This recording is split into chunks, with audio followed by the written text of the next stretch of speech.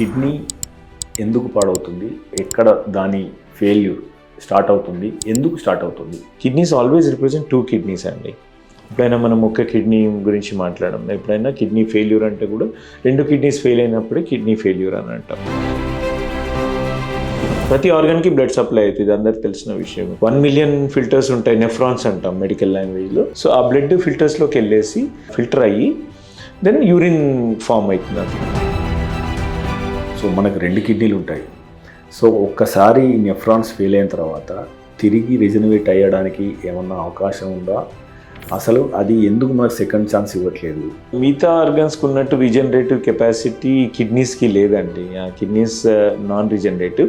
ఇంకొకటి ఇంపార్టెంట్ విషయం చెప్పాలనుకునేది ఏంటంటే, మనకి రక్తంలో పెరిగే గ్లూకోజ్ కానీ మనం తీసుకునే ఉప్పు కానీ కిడ్నీ మీద ఎటువంటి ప్రభావాన్ని చూపుతుంది? ఎక్కువ షుగర్ ఎప్పుడైతే ఆ బ్లడ్లో ఎక్కువ షుగర్ ఉండి ఆ మెంబ్రెయిన్కి టచ్ అవుతుందో, ఫిల్టరింగ్ మెంబ్రెయిన్ ఉంటుంది కదా, అక్కడి నుంచి ప్రోటీన్ లీకేజ్ స్టార్ట్ అవుతుంది అనమాట. కొంతవరకు కాంపెన్సేట్ చేసుకుంటూ వెళ్తుంది, బట్ ఎవ్రీ 24 hours అదే షుగర్ మెయింటైన్ అవుతుంది అనుకోండి, it's keep on damaging the filter అనమాట. జంక్ ఫుడ్స్ అవన్నీ తింటే సాల్ట్ పెరుగుతుంది, సాల్ట్ పరిమాణం పెరిగితే సాల్ట్ కూడా బ్లడ్లో కలుస్తుంది, బ్లడ్ వెళ్ళి ఫిల్టరింగ్ మెంబ్రెయిన్కి టచ్ అవుతుంది. Sugar control or BP control అనేది పేపర్ మీద ఉండి కూడా కిడ్నీలు పాడవుతున్నాయి. సో షుగర్ కంట్రోల్లో ఉన్నంత మాత్రాన కిడ్నీలు పాడవు అని మనం చెప్పగలమా? కొన్ని జెనెటిక్ ఫ్యాక్టర్స్ ఉంటాయి, ఎన్విరాన్మెంటల్ ఫ్యాక్టర్స్ ఉంటాయి, లైఫ్ స్టైల్ ఉంటుంది. సో చాలా ఫ్యాక్టర్స్ ఉంటాయి మనకి. Every diabetic is not becoming dialysis patient. So 1 in 3 is becoming. So ఆ 1కి some other factors also will be there which is causing that. Similarly ఆ ఫ్యాక్టర్సే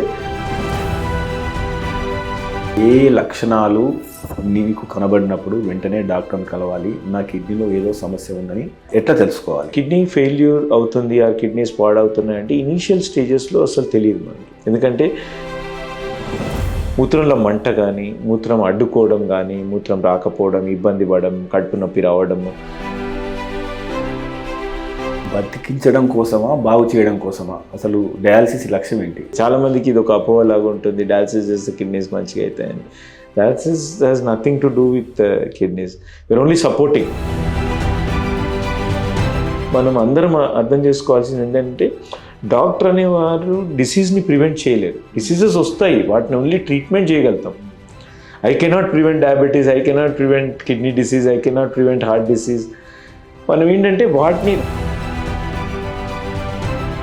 షుగర్తో బాధపడుతున్న వారు వచ్చే 20-25 ఏళ్ల పాటు డయాలసిస్ దాకా రావద్దంటే మీరు ఇచ్చే సూచన ఏంటి? వెరీ ఇంపార్టెంట్ అండి. అదే మనం అనుకున్నది కూడా అదే. మనం వాళ్ళు డయాలసిస్ స్టేజ్కి రావద్దనే మన ప్రయత్నం అంతా కూడా ఈరోజు ప్రివెంట్ చేయాలి అని, ప్రోగ్రెషన్ ప్రివెంట్ చేయాలి అని. సో వీళ్ళు ఏంటంటే